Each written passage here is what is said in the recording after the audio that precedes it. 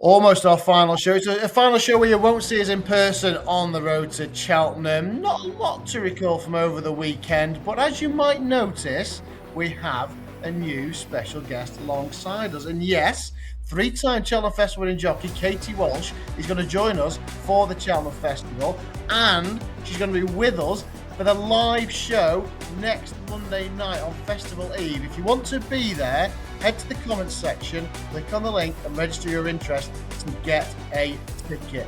First of all, welcome to Katie Walsh. Secondly, do you know what you're getting yourself in for?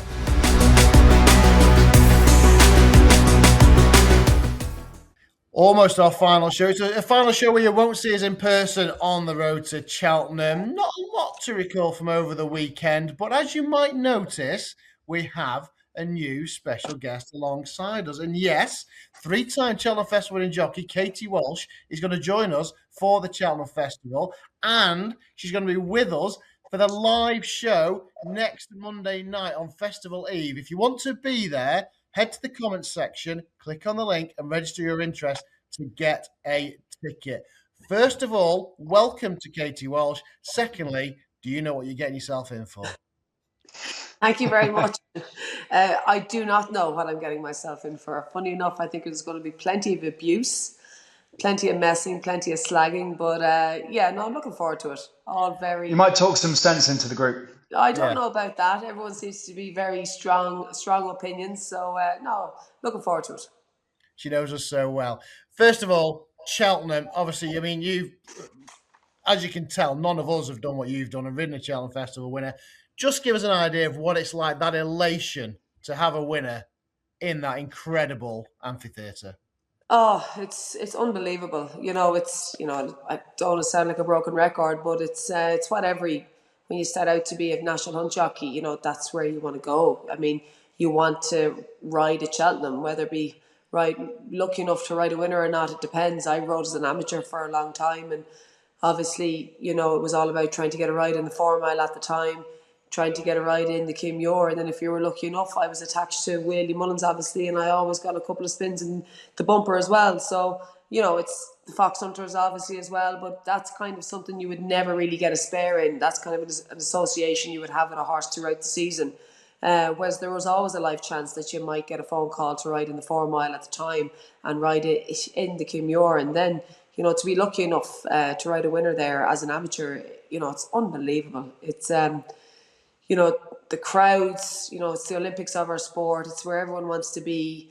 It's the way it's designed, when you pull up that walk back down, the walk back in, and it really feels like you're after winning a gold medal at the Olympics. It's a feeling like no other. I can't really describe it, but when someone has ridden a winner at Cheltenham, it can never be replaced. It's an unbelievable feeling, and I can see why, all of those really successful professional jockeys who are used to riding loads of winners at Cheltenham now, it's an addiction. You just want more of it. And I know exactly what they mean. And I can see why they want that feeling again. It's a total addiction. It's the adrenaline rush. It's unbelievable. It's really hard to describe the feeling. But you had all under all codes. I mean, you whizzed round there in the champion bumper, which must have been an absolute thrill. Obviously, Thousand Stars association with him as well, winning the county hurdle. And then you're obviously over the fences, taking about 3 days to go around on the National Lunch Chase, which goes on forever on Poca di Savola. So you kind of did a bit of everything. Which would give you the biggest thrill? Oh, well, sure, it's all very different, I suppose. For me, my first winner in Cheltenham was this, because I never thought it would happen, to be honest. You know what I mean? It was something that, it was a fair chance. Loads of people go to Cheltenham and they never ride a winner there. So to win the 4 mile on Poker de Savola for Ferdy Murphy was unbelievable. Super jumper. He was a second season novice. He'd ran in the race the year before. Travelled really well, jumped really well, and just it was unbelievable. To ride that winner. I never thought I'd ride one there. So to ride him that back in 2010, it was phenomenal. And then I didn't know even that day that I was going to be riding Thousand Stars on the Friday in the county hurdle. You know what I mean? So for him to win the county hurdle was really special as well. It was a year I won't forget anyway, even though it's a long time ago now. Could I just say as well, I used to love it, and I wish to bring it back. When they used to have an Irish winner, they used to play the remix of that Clonad song by Chicane, that's Saltwater. And as you're coming through, and I remember you coming through it, and they're playing this tune, and it must be like spine tingling. And they did away with it, and I'd really love them to bring it back because you're there. It was just amazing. It'd just be playing all the time. Yeah. Well, That's the reason why. They used to. They change the song now every year. It seems last couple of years it gets changed every year. So and a couple of other race courses have tried to do it. Aintree have tried to do it, haven't they? And I know Punchestown here at the festival, they try and do it as well. But there's no atmosphere like Cheltenham. That Coliseum effect where everyone's looking down in on you, and it creates that noise. And it's unbelievable, lads. You'll have to give it a go. Yeah, and I was going to say before we talk Cheltenham and talk the weekend and everything, when you were riding the county hurdle, were you told beforehand that you had a chance? I mean, how does that work? Because obviously everybody thinks they know, but you've probably got 20 other jocks that have been told you've got a chance here. Were you told it was? Well, to be honest with you, I had ridden 1,000 Stars. I got a spare on him one day in Fairy House, and it was really foggy that day. Do you remember actually, what was the really good horse that came out of the fog of Charles Burns that Davy Russell used to ride? Oh, the one that was this. I know exactly what you mean. Do you know the horse I'm on about? Yeah, 100%. Ross, my husband, is here in the background, and he can't remember him either. I can't. He came out anyway. It was that day. And he was quite keen. Ruby rang me and he said, "Listen," he said, "I think you're going to ride 1,000 Stars the weekend." And he had won a maiden hurdle on him in January in Nice, and he'd absolutely bolted up. He'd loads of runs in France previous to that, and then he won on him there, and then I won on him in Fairy House a couple of weeks later. And then I went and he ran in a big handicap hurdle at Leopardstown at Christmas time, but he ran too free and he didn't run well. And then actually literally the declaration day, which wasn't the 48-hour declaration at the time, it was the day before. Solwit's the horse's name. Do you remember? Yes. Yeah. Well done, Ross. 10 out of 10. So Solwit. Yeah, Solness was the Joseph O'Brien one, isn't it? That goes in front. Solwit. Yeah.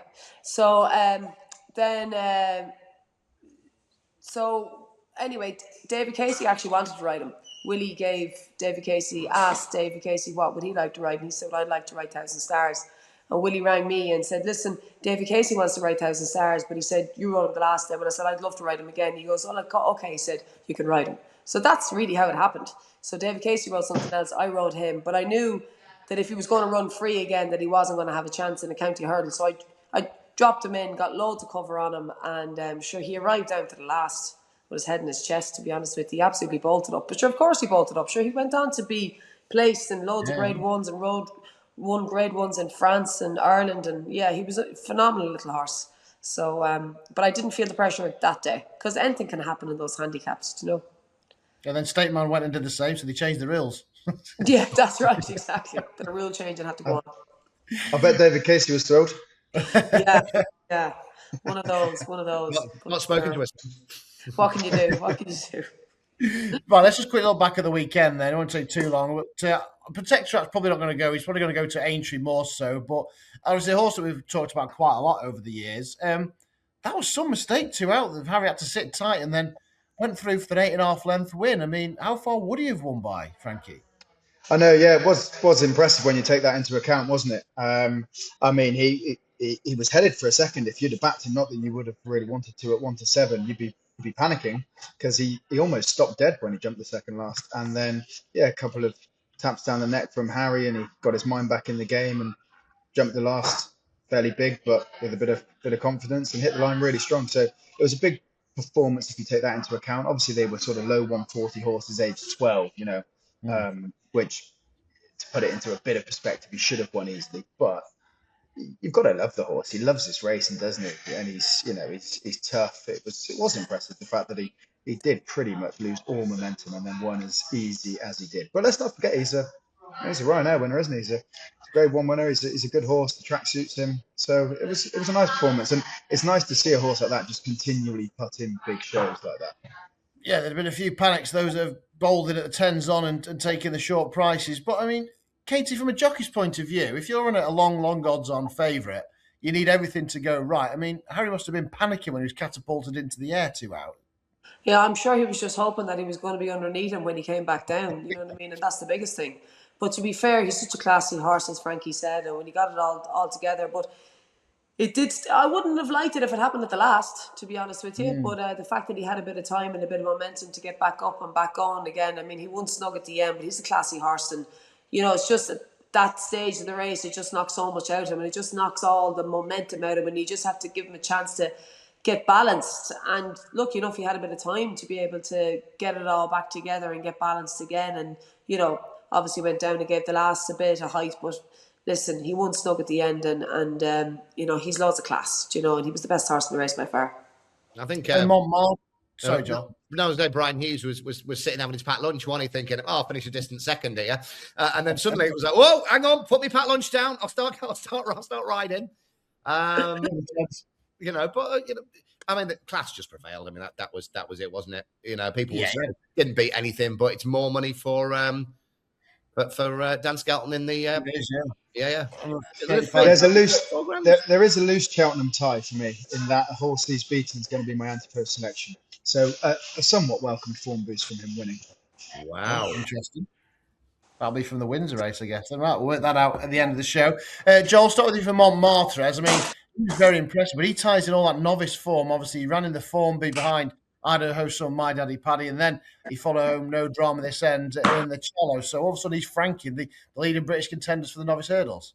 Yeah, I think for the first time we have got more of a chance. If you look at some of these novices, I mean, he says that with an Irish lady on here, but normally we just sit here, trying to think of something. Do you know what? I really don't like My Daddy Paddy, to be fair, because it drifted out to maybe 12s. Everyone was talking about how great this was, and if you watched that, it was Idaho's son, wasn't it?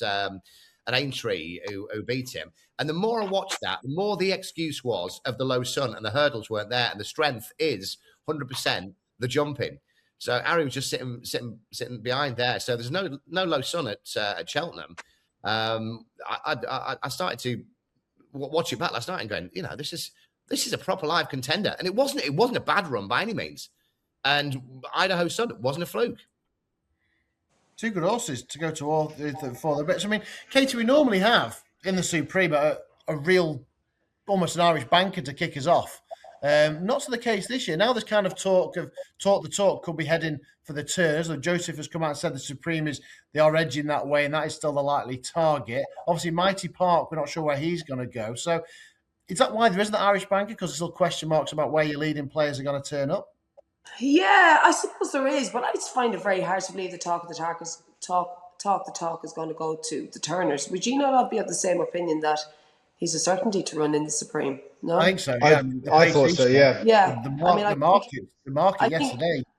I suppose it's a lot. It's way easier. No one really wants to nail their colours to the mast in case something happens. They just want to keep their options open in case something did happen, and they might get that extra day or two that they might need it for the Turners. But I mean, I can see talking the talk. I mean, definitely turning up at the Turners. Is he a certainty, a nailed on Irish banker? I think it's a very competitive Supreme for me, to be honest with you. I think All Park Star has been a revelation this season. The style and the manner that he does it in. I think the race, the talk one at the DRF. I think a lot of good horses are going to come out of that race. It's a very funny kind of a race. There was a lot of top class horses in it. Didn't go much of a gallop because of the ground. JJ didn't take part at all, and his horse relaxed lovely. A lot of real good horses were very keen. Gordon's horse was keen, ended up in second. I just feel it was one of those races that you really could take out of the DRF, that a lot of good horses, even horses that finished 6th and 7th, just didn't get the bounce of the ball.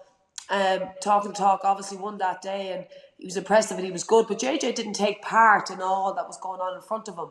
There was a lot of horses too free and doing too much, and he just landed and got it up on the line. Obviously he's a great turner in the foot. It's hard to get away from talk, but I'm a massive fan of Nicky Henderson's horse, All Park Star. That's the only anti-post slip that I've got. What was it? We got at 8 till 10. It's the only one. Everybody else has got up in flames. Now, bearing in It's the mind, only one that's running, isn't it, Jill? yeah, too right. I think so. Katie, you can speak to Matt here, because I came on after I backed it at 8 or 10 to 1, Old Park Star, and Matt said, genuinely, I don't get it. Yes or no? No, I still think he's ridiculously short. I mean, yeah, you're right, 8s and 10s, but I think you've got horses who've won Grade 1s, and I know he's blown away in the Rossington Main, which was a Grade 2, and I know he's won at Cheltenham, but even Nick Henderson says he thinks he might be a little bit of a stayer, and I suppose you do need a bit of stamina for the Supreme, but I don't know. I think it's because he never won a bumper. He went from Paul Nicholls and he transferred to Nicky Henderson, and he went off third favourite for his debut, and it's not the kind of the MO of the Altior, your Shishkin, your Constitutional, these previous winners that have just been out and out novice hurdlers, or very good novice hurdlers who've gone and taken everything before them. It's like he surprised the yard. But that's where I'm from. I think like they're great horses. Those ones that surprise you on the track. I mean, I think no one really knew what they had. You know what I mean? I mean, there was obviously when he went from Paul Nicholls to Nicky Henderson, it didn't happen the previous season, and maybe he just needed a year to get stronger. I mean, we all know this game is all about timing. Bad timing for Paul Nicholls, great timing for Nicky Henderson. And that's just the way this game goes. And maybe this horse just needed a bit of time. Well, Chosens do need a bit of time. That's the one thing I will say. They're definitely better as they get older, they get stronger. But I mean, he can only beat what's up against him in England as well. And I just love the style, especially the last day. Like, he bolted up the last day. Absolutely. Super jumper, gallop stays. Whatever race you're running in Cheltenham, whether it be 2 miles or 2.5, you still need to stay. And, Nick Ockey can even make... And if they think that all he does do is stay and gallop, sure, can't he make the running on him if that's the case? How many good races in Cheltenham have been won from the front because everyone's so busy watching everybody else thinking that something's going to make them running and they don't do it? Like, I can't see Talk the Talk making them running. No. I think Nico seems to love him, doesn't he? He says he grows a hand or two in the paddock. He says he's most excited about riding him out of all of his rides. I think he seems to love him. And I was trying to go through the race last night, and I thought he'd make the run in All Part Star. I think My Daddy Paddy will just sit behind, and I think Talk the Talk 2 out will be staying on strongest and finish second for the forecast. So I think it'll be first race strikecast. There you go, Cheltenham play for us. That easy. Thanks for watching. Have a great week. Yeah. It won't work like this at all. I suppose, is it a concern? Why haven't we seen My Daddy Paddy run since the end of December? Yeah, I don't. A lot of these horses coming in, and there's a lot of conversation around the DRF maybe being... In Ireland, we think the DRF is perfect timing ahead of Cheltenham. A lot of people go to the DRF as their stepping stone to Cheltenham. But yet again, you see a lot of English horses haven't run since the end of the year, Christmas time. It's a long time, the 26th of December to the middle of March. There was a stat, wasn't there, about horses who haven't run in the calendar year. I don't know if it applies to the Supreme. I think it does, where horses haven't run in that calendar year haven't got a great record. And obviously, we used to have the Tolworth beginning of January, which was our big trial, which obviously counted. Now it's been moved to Boxing Day. You're right. It is a big break. It is 3 months. And listen, we've seen loads of horses, that Willie Mullins has done it loads of times, has rocked down with horses we've never even heard of, and they bolt up in Cheltenham, whether it be a Triumph or whether it be, a handicap hurl, something that came from France that we haven't even seen, and Quivega used to go there. Another good horse of Willie's used to run won the Gold Cup, belonged to Donnelly's. Albion Photo. Yeah. Tremor once a year, then back to the Gold Cup. He used to run Tremor New Year's Day, and I think he'd rock on and win a Gold Cup. So I'm not saying that it can't be done, but I just question sometimes, the thinking behind, I'd love to ask Dan. I think it's somewhat from an owner's perspective to keep the Cheltenham dream alive. I think it's the fear of going and getting beaten before you get to your big day.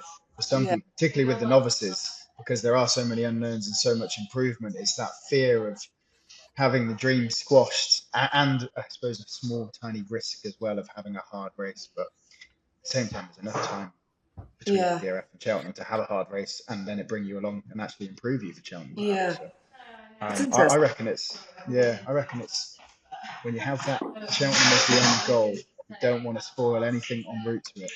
Yeah, keep Where everyone are you today, in good Frankie? form. You sound like you're in a canteen. Whereabouts I are think, you? I think, yeah, I think he's at the services somewhere. Who, me? No, No, Frankie. Very busy wherever he is. I'm making sure I'm dipping on and off. He won't tell us. This is the busiest man, Katie, in racing. He's everywhere. He's like a young Tomo. He's absolutely everywhere. If he's not here, he's in Hong Kong, Bahrain. Well, thankfully, he's not in the Middle East. Right? You're not in the Middle East right now. Well, do you know what else he's after forgetting doing? He's after forgetting to have a shave, lads. Yes, exactly. Yeah. Fantastic. I'll save it for Monday. Clean He's fully suited, shaved, clean shaven, ready to go. When all the fans turn out in your hometown. Oh God, yeah. He'll be getting pints thrown at the stage, I think. As long as pints. I've got to say though, we did start speaking about the Turners, really, didn't we? And then we got stuck into the Supreme pretty quickly. But we did. But that kind of links me nicely to the next one. Just very quickly, Captain Hugo. He's one of two really unexposed runners in the Moor battle. He came out and won. And again, he was one of two novices in there. And I think that goes to show the strength and depth in the novice department over here right now. I mean, he obviously fell 3 out when against Mossy Fen Road at Musselbury, who I haven't given up on yet, with Harry Derham's comments last week. Shut at you. But that's not, by the way. But again, the strength and depth of the department, he's just turned up, and they're shunning $100,000 bonus by doing the right by the horse, not going to Cheltenham and rushing him and taking him to Aintree as well. So again, that was a 2 1/4 mile. So that kind of falls in between the Turners and the Supreme. Just how strong I think of a team we've got in terms of novices, the strongest for many a year, I would say. I think so. I think that the McNeils have to be getting excited with no drama this end after Montmars has obviously bolted up. I think no drama this end beat him by 6 or 7 lengths, and then he's gone and won by 6 or 7 lengths. And I think that is the murkier race of the two novice hurdles. If you're looking at the Turners and you're sat there as the owner or trainer of no drama this end, that what's filtered in behind him in the market is a lot more uncertain than in previous years, particularly from the Irish side of things on whether horses will run there or run in the Bartlett. There's no standout, I don't think. So I'd say they would have been pleasantly encouraged by what happened up in Scotland this weekend with a view to Cheltenham, and you just have to bypass the Paul Nicholls, McNeil's curse that they seem to have on Cheltenham. But I do think that it's as good a chance as you can ever get. The only negative, I sort of went back through no drama this end this morning to see if I really did think he was a favourite chance. The one thing that's really sort of dented my confidence is if you compare how he won a Shallow Hurdle and what was in the race versus what the New Lion did last year. Leagues apart in terms of how much better a horse. New Lion won that race and looked like a proper Grade 1 horse. No drama this end looked very good, but something in the back of your mind still says there could be something lurking. But they'd have to be confident, on all known form currently, and from everything that's happened over the last couple of weekends, he does deserve his spot where he is. Yeah, he has just beaten a horse that's come out and cantered to victory in a Grade 2 as well. I was going to move on to Jacob's Ladder, and I want Katie's thoughts on this, because I mentioned this a couple of weeks ago, and I know the lads kind of scoffed at me a little bit, but Jacob's Ladder's gone and won a Grade 3. Obviously, he's one of the fancies for the Grand Annual. Now, Gordon Elliot, obviously, he's still in the mix, or they're both still in the mix, him and Willie Mullins, for this trainer's title. Is there a danger is there an idea that Gordon could keep some of his big guns at home in terms of trying to win prizes with the likes of Fairy House at Easter and Punchestown, and not, bother them out at Cheltenham? The one that struck me was Romeo Coolio, the Ryanair Gold Cup, that 2.5 miler at Fairy House is cherry right for him. That's kind of would be a race that he could win. I know the owners want to go to the Arkle, but could Gordon Elliot say, "Come on, can you help me here win this trainer's title?" Which he really does covet, doesn't he? Oh yeah, sure. And that race is definitely on. That trainer's title is definitely on. I suppose, you like it or like it not, the one thing I will say about Jacob's Leader, he's owned by Jigginstown. And Jigginstown have an awful lot of horses in training with Gordon Elliot. And no one would like to see Gordon Elliot be champion trainer more than Michael and Eddie O'Leary. They've been huge supporters of Gordon since he started out. And they are one team that if Gordon says, like Jacob Sealer isn't going to go to Cheltenham now, I wouldn't imagine. Won't he not? He can't. No. No, he says for after it's fairy house and punches time for. So, I'd say there's definitely some horses being put aside now at this stage. The prize money's obviously so good here as well, and that's what he'll be thinking of. Eddie and Michael Leary will definitely be thinking of it as well, and they'd love to see Gordon be champion trainer. And there'll be definitely some horses put aside to be kept for Fairy House and for Punchestown. With Romeo Coolio's situation, I'd say the lads really want to go to Cheltenham. As much as Gordon would probably, realistically, we all think that the race that suits him best is in Fairy House. If you've got a bunch of lads and they want to go to Cheltenham, Cheltenham is there. They're English as well, aren't they? So it might be a bit difficult for Gordon not to run Romeo Coolio in. I know they have Bones on Fire as well. Is there something else that the lads in the county, but there's been so much talk about Romeo Coolio. There's been so much hype. Maybe they've turned around and said, listen, Gordon, if you don't want to go and you want to go to Fairy House, that's fine. But maybe they've turned around and said, Gordon, listen, this is where we want to be. This is why we got involved in all this, is to go to Cheltenham and have a crack. And sure, if he doesn't win, we won't knock him about and, we'll come back and whatever. But, it's definitely be a different conversation that's going to be had with those guys compared to Gigginstown, who are going to have so many runners in Cheltenham, so many horses. They'll definitely say, here, listen, anything could happen in that handicap. Who knows? We'll keep him. We'll run him there. That'll definitely happen in that scenario. But I think you just have to take those scenarios into the situation. Yeah, and I think that's kind of similar with the Wall Park. You're actually going to see in Leopardstown later on Monday afternoon. He had no entries at the festival. There's a lot of talk about his mark and the eye-catching run he had last time out, and his mark just dipping under that 145 for maybe the Kim Muir. But he's had no entries, and I assume that the Irish Grand National will be on his radar, and of course he's owned by JP. So I'm just thinking of, say, some of the connections are just giving Gordon a chance of accumulating the money. That's how I saw it. We'll move on, though, because the excitement does crank up a notch again on Wednesday because we've got the first day's confirmations. I mean, when you're building up to the festival, you kind of take it in stages, and this is probably the penultimate stage before the decks, where we actually get a good idea of what he's going to run, Joel. Yeah. At the minute, I'm still in that situation of just going through everything and going, right, where's that running? Where's that running? Where's that running? And until we know, I've decided now, until we know, there is no point. Like, the talk thing this morning, going back to Tuesday, first of all, Lossiemouth. What's Katie's opinion on Lossiemouth? Would you go the Champion Hurdle or would you go Mares? I think I'd go Champion Hurdle. Yeah, good. Sorry. No, I'm not saying. I think Golden has the ace card there, doesn't he, really? Because he's got Wadhu that's going to, 2.5 perfect for her. So I think he can be very clear because he's got 2 mares and both of them suit each race, really. I know that Fridays Ahead hasn't performed at Cheltenham, but at least he's got an out-and-out 2-miler and then he's got this 2.5-miler. So he can be pretty clear, whereas Lossiemouth has to make the choice. I don't. It's a funny thing to say, but it kind of feels like the Champion Hurdle might be an easier race to win, perhaps. Yeah, I mean, I was looking at Wednesdays yesterday, and I spent a lot of time doing Queen Mother Champion Chase. There's a couple of them I wouldn't even touch yet until everything is out. So I don't know if we're just pedaling through mud here or what, running through treacle or whatever.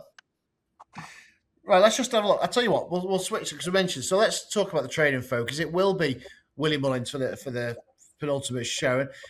Is it genuine, Katie? He has got so much ammunition. Is it a case of just leaving it until the last possible minute when you are more sure of the ground conditions, jockeys that are available? Because he's got so many horses going for all the different races. Does he generally not know what is best for his horses? But at this stage, he's going to leave it as late as possible to have all information that he could possibly get. Yeah, but Willie's always been like that. I don't think that's any surprise to anyone that Willie leaves everything until last minute. It's worked for him so many times before. I think that's the character of the man that he is. A lot can change. Willie would say a lot can change in a horse's life in 24 hours. It's definitely not jockey dependent, I wouldn't imagine.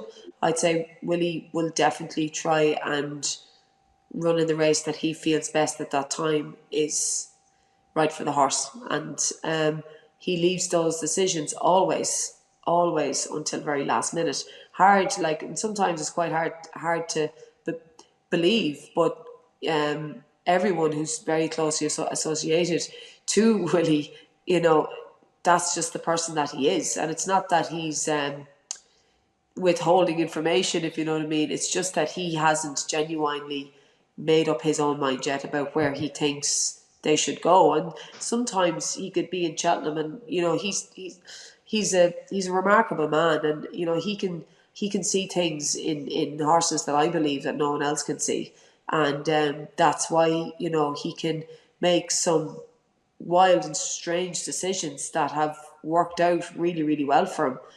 That at the time that maybe people from the outside would have said, Jesus, that's mad.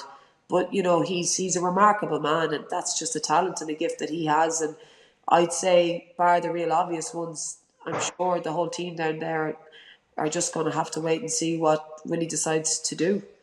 I've always found it weird that people are pushed or are pushing for an answer sooner than he would ever need to make it. If by the rules you don't need to make it by X time and date, then why would you make it before then? There's no real upside from a trainer's perspective. Okay, there is from a punter's perspective, which is why people get frustrated. But if you're thinking selfishly as a trainer, there's no upside to choosing a race before you have to, is there? Yeah, and also, what's the point in saying, I'm definitely going to go there? And then for something to happen, or for something to change, or for maybe it to think of something else, to say, actually, I'm not going to go there, I'm going to go here. For people to say, but you said you were going to go. You said it was the right trip. You said it was the right, how, why? So let's just not commit to it. Let's just stay grey. Let's just haven't made up my mind yet. It's just easier, isn't it? It's easier than saying, yeah, definitely, or that's my number one jockey, or that's my number. There's just no need, because it causes unnecessary questions, doesn't it? An unnecessary conflict when you actually just don't answer the questions and you just haven't made up your mind yet. Well, then there's nowhere else you can go with that conversation, is there? Bar then, all right, so okay, we'll wait. What's it like trying to book him in for a dinner reservation? Where does he decide? Oh God, yeah. But to be fair, I think when he won the Peter O'Sullivan Award and Ruby did the interview, he said it's a good job that Jackie's around just to keep him some semblance of normality, because it is quite crazy at Closutton. But yeah, Aidan O'Brien. Another thing, it's Frankie just said a dinner reservation. He's on the menu and he's like, I might have the curry. No, I won't. I think I'll have the fish and chips. Or should I have the, and then by the time he's got it and ordered it, he's changed his mind again. The only thing is, it'll be his decision. Yeah. Do you know what I mean? So you can't, if you think he should have the steak, he won't have the steak. I tell him it's the best curry that you'll find anywhere in Manchester, and if he's got the steak in his head, it's a steak, yeah? It'll be a steak. Or will it be, when you say that, what about Factor File then? Because obviously there's a big talk about where he may go. Obviously, I think Willie, Frank Berry and JP will make that decision pretty late. Yeah, I'd say they will. Personally, I think wherever he goes, I was sort of blown away with him at Dublin Racing Festival. I thought he was a totally different beast altogether. So much easier to ride. Jumped super. Mark said he even got there too soon. He was really on his A game. He was unbelievable. I thought it was an unbelievable performance. It'll be interesting to see where connections go. But I think wherever he goes, he's going to be the horse that they all have to beat for me. Yeah, and we didn't see that coming either as well. I think it was a shock to, especially over this side of the water. It was a shock to us, very much so. What would you do, Katie? This is Katie, no affiliation with any trainer, jockey, whatever. You go, it's your horse. Where are you going? Gosh, there's only one Gold Cup, lads, isn't there? Absolutely. But I prefer to go to the wrong like it's fantastic to have a winner at Cheltenham, but and I know obviously JP won the race last year with Gavin Cromwell's horse. Obviously they have him and they've got Spillane Tower as well, but there's nothing. Those real championship races, like your Champion Hurdle and your Gold Cup, like I think anyone who gets into this industry and gets into this game, to have a champion hurdler or to have a top class 2 mile chaser or a Gold Cup horse, champion chaser or a Gold Cup horse. They're the three, aren't they? I mean, the rest of them, they're lovely. Don't get me wrong, fantastic. Any of them, they're all super to win, but they're the ones really. And for me, I mean, I think I'd love to have a go at the Gold Cup. If he is to go in the Ryanair, then he would probably be the Irish banker. But if he was to switch, what else is out there in terms of the people coming over will really nail their colours to and think this will not be getting beat, Katie? What's that? Would it be Bambino Fever, perhaps? Yeah, Bambino Fever. She's an interesting filly, obviously. She won the champion bumper last year. She came back then and she won in Punchestown. Got beat first time out in Ace, didn't she? She was quite good the last day. I think bankers, which is a good thing, are probably... there's other years in Cheltenham, you look at the form, you look down through the races, you think that's an absolute certainty. And listen, obviously they don't all win, but I think it's great that we're not actually... You can make cases for a lot of horses this year, and I believe that in most of these races. I don't know, is there a real Irish banker? I mean, to go really... I think Favour de Chambeau in cross country. Yeah. In the cross country, Him in Stumptown. And you talk about horses. I just said there a while ago, would you be concerned about a horse not running since the 26th of December? Gavin's horse hasn't won since he won the Pardubice back in October. But yet again, he went to the Pardubice and he hadn't won 6 months before that. So obviously it can be done. He's obviously favourite Stumptown. I love a bit of Favour de Shampoo. I thought he was brilliant in the Paddy Power. Very hard race to win. Booked out Maydall, bolted up there the last day. I can't go beyond him. I mean, I think has top class form. No, nothing against Stumptown, but I think that Gordon's horse is just classier horse. For me, that would be my Irish banker, even though it's the cross country race. And I think Irish bankers are slim on the ground. Yeah, it's interesting. May I ask a question? Madgeborough. What's your thoughts on Madgeborough? Oh, I think he's class. I thought he was class the last day. Yeah. I thought he was brilliant in the Dublin race. We love him, don't we? Yeah. You know what I mean? I thought, the more I think about it, like, he's probably another Irish banker for us, more so than Bambino Fever for me, to be honest with you. I think if you gave me £100 and I could have it on Margeborough or Bambino Fever, I'd have it on Margeborough. I think cheap pieces were, he's definitely better going left-handed. He thought he was savage the last day, jumped savage, concentrated. Mark absolutely loved him. I think that's what we all wanted to see and didn't know if we were ever going to get it. But we got it. We got it at Dublin Racing Festival. And I think if he heads down and bucks out, bowling along, pair of cheek pieces on, I don't think you'll see him, to be honest with you. I think he's possibly, for me, the Irish banker. Right. Thank you. When you think back to the mistakes he made the second last and the last, was it last year? And then you think about the difference with those cheek pieces on. You can just see him pinging those last two, can't you? Yeah, and he's very awkward. And I said that to Mark when he pulled up the last day. There has been days when you've watched this horse and went, oh, that doesn't look nice. None of that looks nice. It looks awkward. He looks free, but yet again, he's not jumping. You're encouraging him to jump, but yet again, he misses it, and he lands at the back of it, and he goes to take off. He was just a different horse the last day. It's as if the cheek pieces just zoned him in. We know he's definitely better going left-handed, and I just think last year they dropped him in a bit. It was too keen. It didn't work. It was awkward from the time they jumped off. I think Mark will ride him the exact same way he rode him at DRF, and I don't think if he produces his DRF run, they won't even see him. Just going on to the DRF, I mentioned at the top of the show, I mean, how much of an impact do you think it may have on Cheltenham? The fact is you've had some top-class racing, hard races on real heavy holding ground with all the rain that you'd had only 5 weeks before you come into the festival. Is there a danger that some of these top performers have left their race behind? When you say that, what race are you thinking of? I don't think Factify left it behind. I don't think Marlborough left it behind. I think Romeo Coolio and Willie's they were walking. That and the two mares brought the champion, legless in the champion. I thought. I don't think the two mares were legless. I think. Are you talking about Lossie Mountain? Bright Days Brighter Ahead. days ahead, yeah. Yeah, I think Lassie Mount wasn't at the races that day. I think she did, No. but she didn't Kempton a couple of years ago behind Constitution Hill. I thought she hung left for whatever reason. I don't know why she did it, but I thought she did. Um, I don't think Jack's mare was legless, to be honest with you. I think for me a harder race was Romeo Coolio. For me, Yeah, I thought that was quite a grueler. And another horse actually that I thought ran really well at DRF, and we didn't handle the ground at all, was Marie National. I thought he ran very, very well for a horse that wouldn't like that ground. He was very lucky with Sean Flanagan. He made a bad mistake, defence past the stands, got back into it, ran a cracker now to be second on ground that he absolutely hated. I thought he ran really, really well. I think definitely some races were definitely harder than other races, but I would say definitely with the novice races,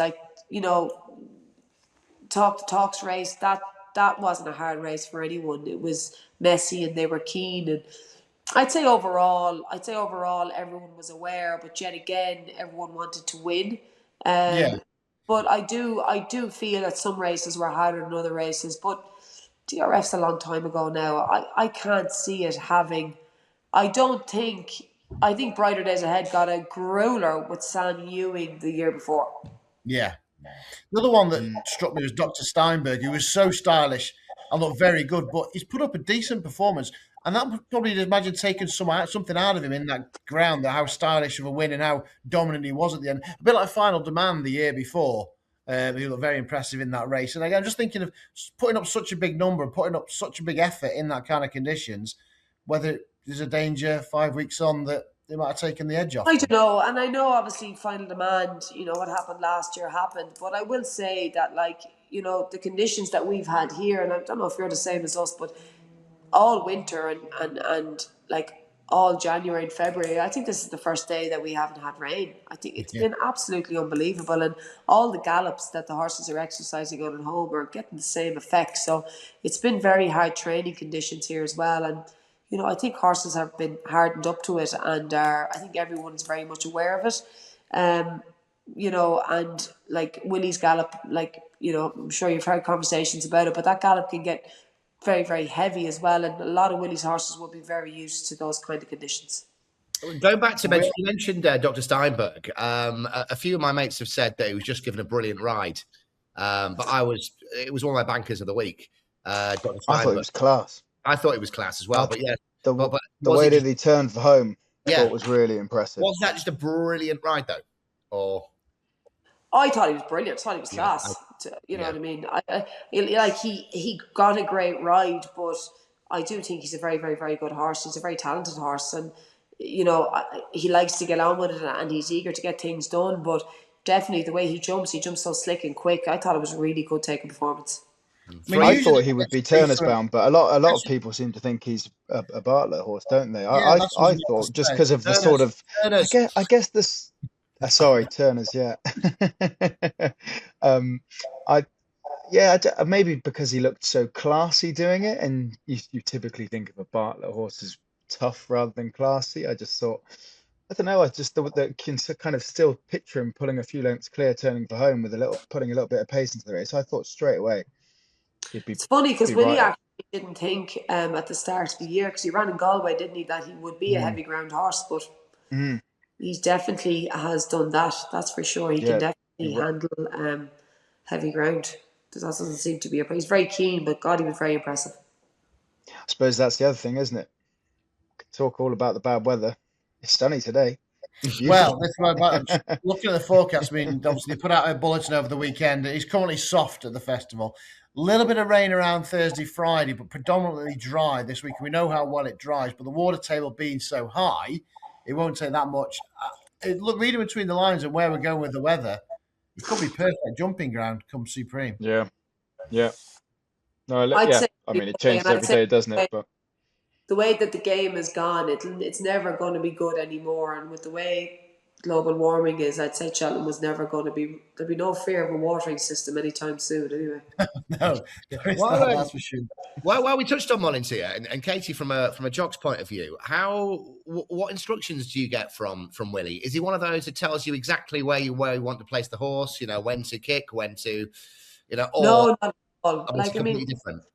yeah, no. Like, and to be fair, any of those jockeys that are going out there, whether it be Paul Townend or Jack Kennedy or any of your top guys, like, I'd imagine they're not getting very many instructions.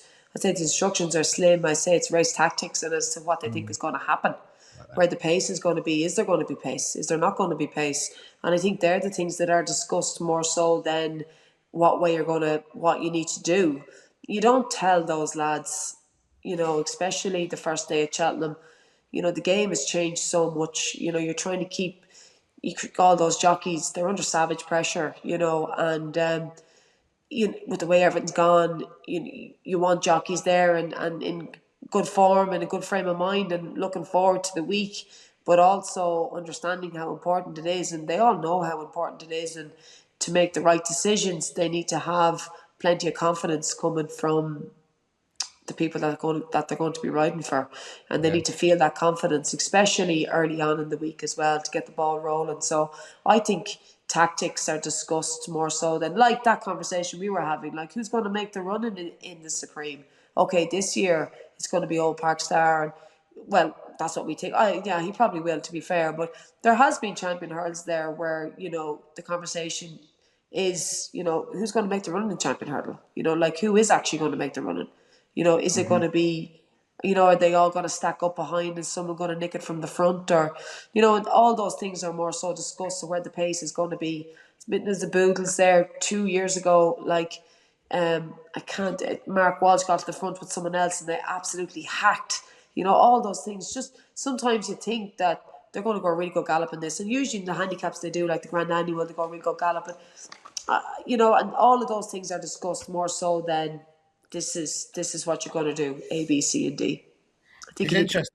The champions, I mean, if Titi Quanti goes, obviously that one will go from the front, but there isn't a lot of pace in the race. Regardless of Supreme, you've got Old Park Star, Sober Glory, likes to go for the front. Idaho Sun's dominated as well, so they never really hang around either in the Supreme with the adrenaline going through as well.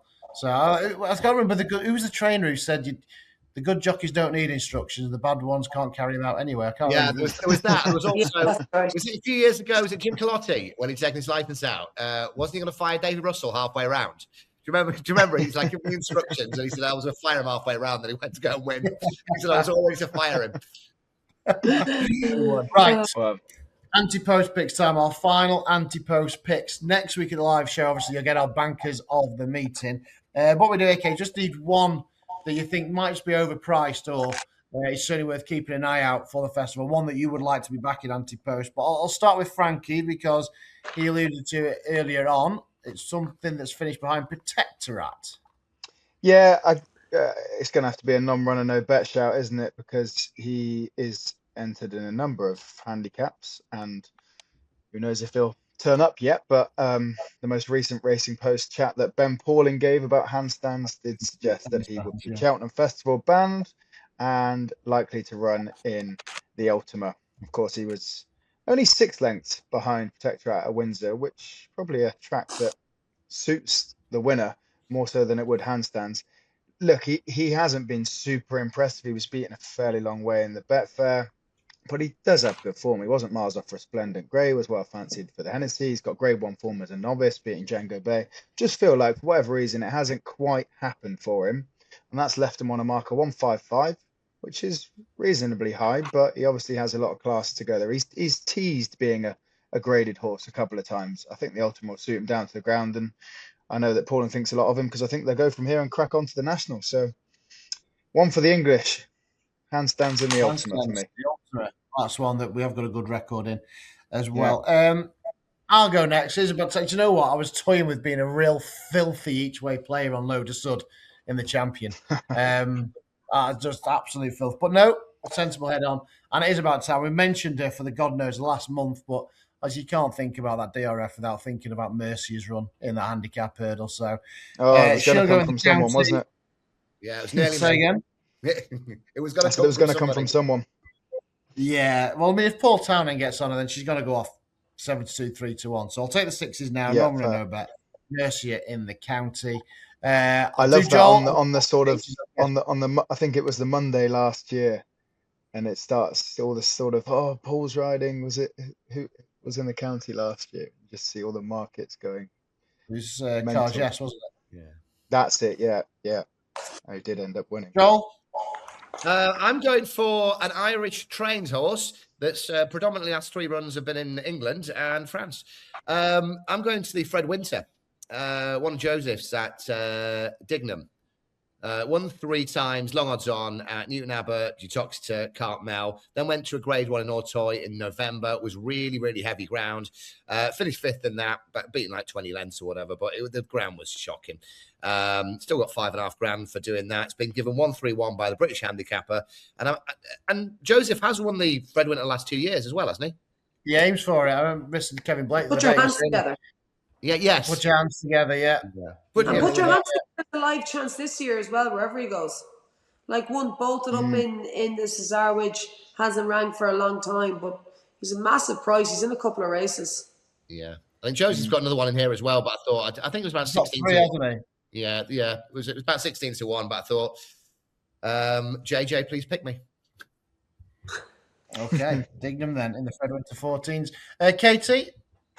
I'm going to go for the Kim Yor. I'm going to go for Joseph's horse. Kim Rock, is it? Kim Rock, yeah, I quite like him. Yeah. Another French. I thought he ran a cracker in the Leopardstown Chase. To be honest with you, I have him here 14-1. You might have the price. They went a really, really, really strong gallop in the Leopardstown Chase. He was ridden handy. Anything that was ridden handy, like Emmett's horse won it. That's favourite. Sean Bone. Back me, sack me. Back me or sack me. Yeah, he won it, and he was last, and that's how fast they went. Joseph's horse was in the van every step of the way, going to really go gallop. I think he's 14-1 in the Kim Yor, and he's the one for me. That's very interesting. He brought him over to Cheltenham earlier on in the season, didn't they? In the November. Yeah, I just think interesting. I just think if he comes here fresh and well, I think he only is 10 stone 2. And what's he have? No, he's 11 stone. 11 stone. He only had 10-2 that day in Leopardstown, but he's got 11 stone in the Kim Yor, and I'd like a bit of him at 14-1. Sounds good. That's beautiful. Right, exactly what we were looking for. Decent price in a handicap. Right, so this is our last one before the live show next Monday night. Join us, Bottle of Sauce, 7 o'clock. Make sure you're there. Us 3 will all be there. Great to have Katie on board. We'll get John Journell Jr. in as well. Dave ought to be with us. 6 of us trying to guide you through the winners. Have a look in the comment section. Have a comment. Either agree with us, disagree with us. Put up your picks. Give Joel some abuse. Whatever you want to do. Get to the comments. Click on the link and register your interest to get a ticket for the Bottle of Sauce. Right. Anything else that you'd like to discuss from the weekend or ahead of Cheltenham that we haven't done, or we're going to leave it until next Monday? Yeah, one question. I think if people are coming on... Go on, Joe. No, I was going to say, Katie, one horse that gets you out of retirement at the Cheltenham Festival. What is it?